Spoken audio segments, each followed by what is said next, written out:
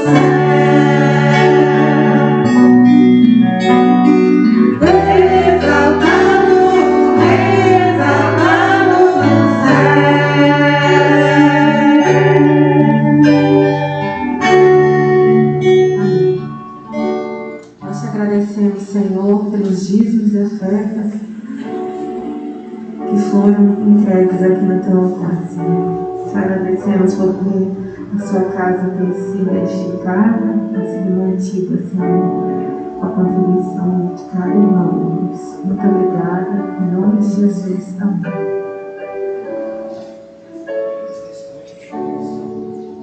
Muito bem, eu quero estar lendo com os irmãos um texto que está no livro da Epístola de Pedro.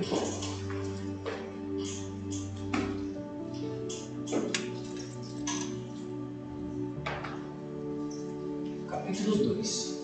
Primeira Epístola de Pedro, capítulo 2. Diz assim a palavra de Deus: deixando, pois, toda malícia, todo engano e fingimento, invejas e toda sorte de maledicências, desejai ardentemente, como meninos recém-nascidos, o puro leite espiritual, para por ele crescerdes para a salvação. Agora que já provaste que o Senhor é bom, chegando-vos para ele pedra viva, rejeitada na verdade pelos homens, mas para com Deus eleita e preciosa. Vós também, como pedras vivas, sois edificados como casa espiritual para ser sacerdócio santo, a fim de oferecer sacrifícios espirituais aceitáveis a Deus por Jesus Cristo. Pois na Escritura se diz: vede que ponho em Sião uma pedra angular, eleita e preciosa, que nela crer não será confundido. Ora, para vós, os que credes, essa pedra é preciosa. Mas para os descrentes, a pedra que os edificadores rejeitaram, essa foi posta como a principal de esquina, e uma pedra de tropeço e rocha de escândalo. Tropeçam porque são desobedientes à palavra, para o que também foram destinados. Mas vós sois a geração eleita, o sacerdócio real, a nação santa, o povo adquirido, para que anuncieis as grandezas daquele que vos chamou das trevas para a sua maravilhosa luz. Antes não eram povos, mas agora sois povo de Deus. Antes não tinham alcançado misericórdia, mas agora alcançastes misericórdia. Amém? Continuando a falar sobre igreja, amados, nós precisamos de analisar alguns pontos que são relevantes para a nossa vida como servo de Deus, chamado para exercitar a missão que Cristo confiou a cada um daqueles que compõem esta igreja do Senhor. Pedro ele começa a colocar aqui para nós alguns pormenores que é necessário ser eliminado de nossos corações. Não é pelo fato que nós fomos chamados para participar da igreja de Cristo, fomos chamados pelo próprio dono da igreja, que é Cristo, que da maneira conforme fomos chamados devemos continuar. Não é essa a ideia. A ideia que Pedro coloca aqui é que todos os chamados precisam ter atitude de criança recém-nascidas, que se faz necessário ser conduzidas, alimentadas e cresçam na graça do Senhor, formados sob a orientação do Espírito Santo, para que assim então entendam o que é ser povo de Deus, o que é ser geração eleita. Então ele começa colocando: deixai a malícia, deixai todo engano, deixai todo fingimento, toda atitude de inveja e toda sorte de maledicência. Deus está dizendo o seguinte: olha, vocês precisam passar um pente fino na vida de vocês, porque agora vocês foram chamados. Não foram vocês que escolheram. O Senhor viu potencial em vocês para que vocês possam ser um povo diferente. Vocês não seriam capazes de alcançar isso com as suas próprias forças, mas pelo amor e misericórdia do Senhor, Ele vos chamou. Aqui cai por terra aquela ideia calvinista de que quem nasceu para se salvar vai se salvar, quem nasceu para se perder vai se perder. O convite do Senhor para todos. Ele chama, mas a atitude é para aqueles que estão dispostos a obedecerem.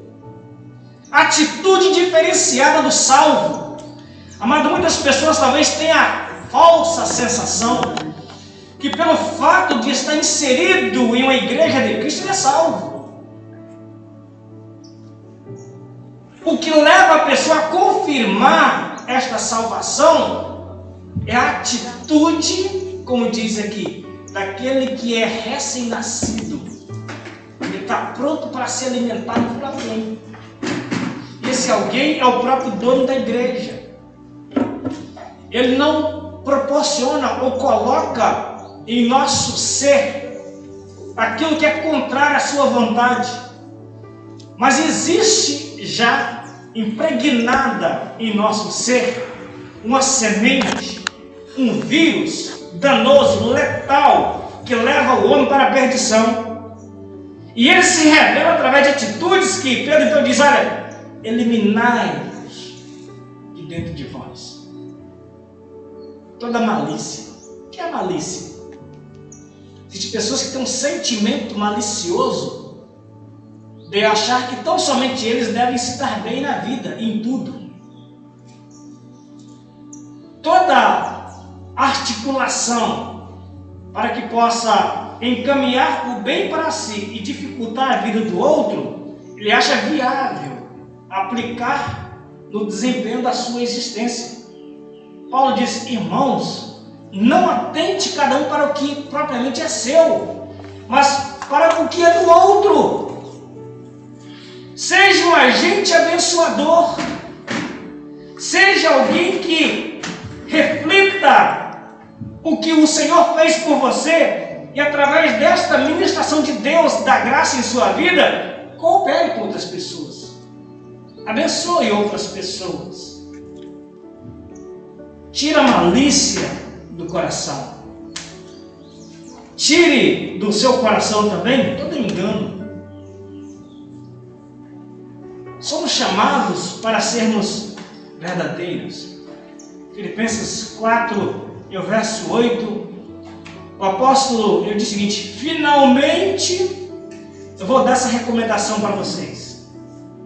Tudo que é honesto, tudo que é verdadeiro, tudo que é puro, tudo que é amável, tudo que é respeitado, tudo que é de boa fama, a virtude, a louvor, seja isso que deva encher o seu coração, a sua mente.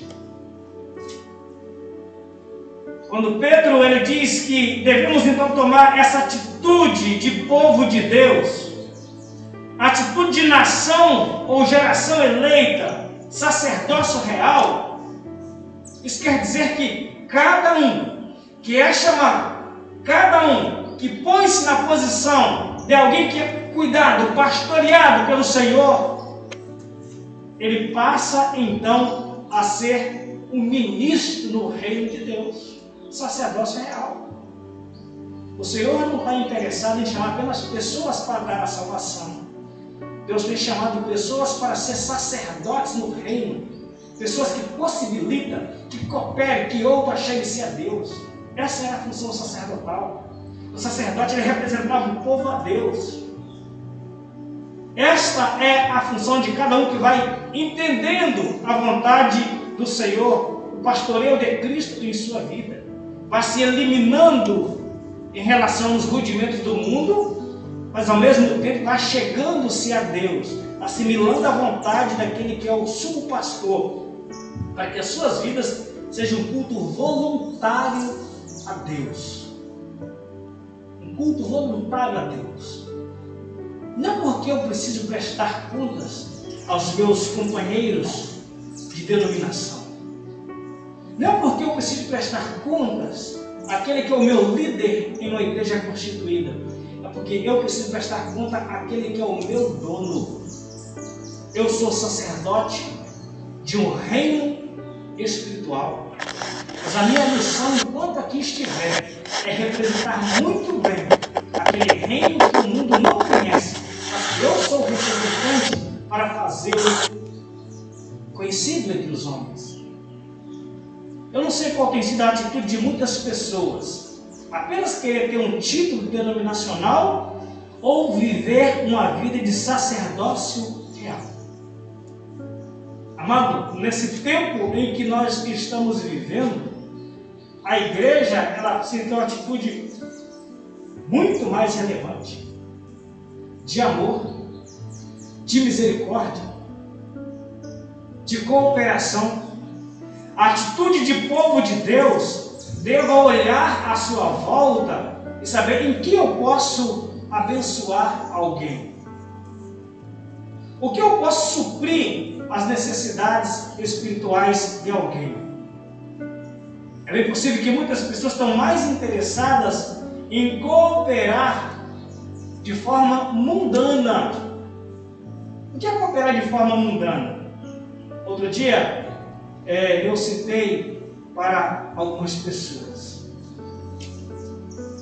A igreja, ela não vai ser uma agência do reino de Deus para prestar um serviço ao Estado, distribuindo cesta que o Estado coloca nela. Não.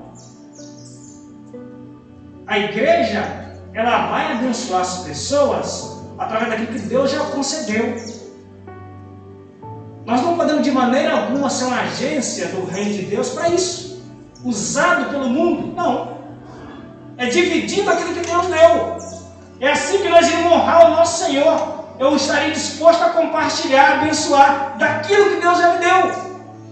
Eu não posso de maneira alguma ser uma pessoa que haja com fingimento, com engano. Isso é engano. Eu quero cooperar com aquilo que nada me custa. Essa é a verdade. Existem muitas agências do reino de Deus que esqueceu qual é a sua missão. Vive o tempo inteiro articulando o meio de ajudar com aquilo que nada lhe custe. Sem falar das vezes que querem usurpar ou tirar com a sua atitude enganosa aquilo que deveria ser abençoado àqueles que estão no mundo, precisam da graça de Deus, precisam do Estado, e talvez a igreja não está disposta a dar sua colaboração, porque ela está usando de má fé, de engano, não dividindo aquilo que Deus lhe deu para que ela possa honrar o nome do seu dono. Mas nós devemos repensar a nossa maneira de ser.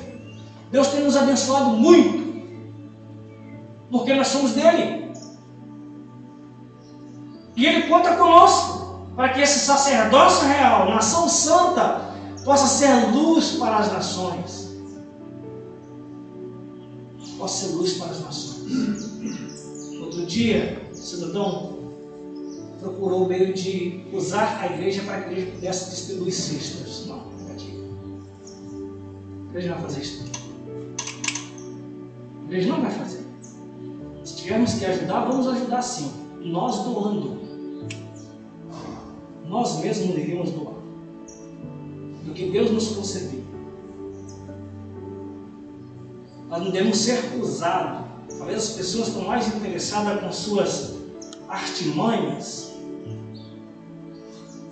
interessadas em amordaçar a proclamação daquela que foi chamada para ser luz, atalaia de Deus no mundo. Porque aos poucos vai dominando, tornando em curral eleitoral, tirando a autoridade de líderes e de liderados, para que a igreja não cumpra a sua missão. Quantas pessoas que não sabem o que é dividir o que Deus lhe dá e não vai conseguir ensinar a outros, as futuras gerações. Porque além de estar deturpando o conceito real, está discipulando de forma errada as futuras gerações. Qual será o futuro de uma igreja que vai pelo caminho errado? Em Salmo 1, a Bíblia diz o seguinte: bem-aventurado o varão que não anda segundo o conselho dos ímpios, e nem se detém no caminho dos pecadores, e nem se assenta na roda dos escarnecedores. Mas o seu prazer qual é? A lei do Senhor. Irmão, nós temos mais do que precisamos, e muito além do que merecemos. Existe uma única pessoa chamada por Cristo Jesus, que aceitou o desejo de viver pela fé, que tem menos do que precisa. Não existe uma única pessoa. Sempre tem mais do que precisa. E muito mais ainda do que merece. Nós não merecemos. Mas Deus nos chamou, pela sua infinita bondade, Ele nos concede o privilégio de ser instrumento usado por Ele para abençoar o mundo. Vós sois geração eleita. Antes nós não éramos povos, mas agora nós somos povos de um Deus grande. Nós não tínhamos alcançado a misericórdia, mas agora alcançamos essa misericórdia. Deus nos concedeu pela sua infinita bondade e graça. Nosso desejo é que a Igreja de Cristo, ela continua assumindo o seu papel, não para que queira ser maior do que Cristo, mas que possa representar Cristo ao mundo com fidelidade, com dignidade, com verdade, não tomada pelos enganos da vida, mas com a consciência clara e plena do que é a sua missão. Independente se vivemos em um momento de pandemia ou se iremos viver em um momento de bonança. Não importa qual a circunstância, isso não vai alterar a essência de sermos chamados para ser uma igreja que cumpra a sua missão no mundo. Amém? Que Deus continue a abençoar a sua igreja, que possa fortalecer, que sejamos como crianças recém-nascidas que almeja esse alimento espiritual para o crescimento e para a graça que o Senhor nos concedeu ser compartilhada com tantos outros que precisam também desse mesmo alimento provinda do Senhor. Com a sua cabeça, vamos orar. Pai, eu quero te exaltar nesse momento em favor de cada uma das famílias que compõem esse arraial do Senhor e que têm estado, Pai, firmes, buscando cada dia a Tua presença, buscando, Pai, o Teu nome ser revelado através de suas vidas, aqueles que precisam dessa graça. Mas quero suplicar também, Pai, em favor daqueles que ainda não fazem parte desse arraial. São pessoas que são mantidas pelos enganos que o mundo o encantou. Mas que através do poder revelado em nossas vidas, a igreja do Senhor cumpra a sua missão, sendo obediente e sendo fiel. Eu quero suplicar, Pai, em favor de todos aqueles que têm sucumbido mediante essa peste que tem assolado o planeta. Mas que o Senhor possa estar despertando cada um, para sabermos que em um dia, em um momento em que nós não sabemos, nós podemos ser recolhidos, podemos ser chamados a estar prestando contas diante do Senhor, dos nossos atos, das nossas atitudes, das nossas ações, quer sejam elas boas ou ruins. Eu te suplico, Pai, para que seja um momento de despertamento, que mesmo mediante das calamidades, cada um sinta-se avisado que nós iremos estar diante do Senhor em um momento em que nós não sabemos.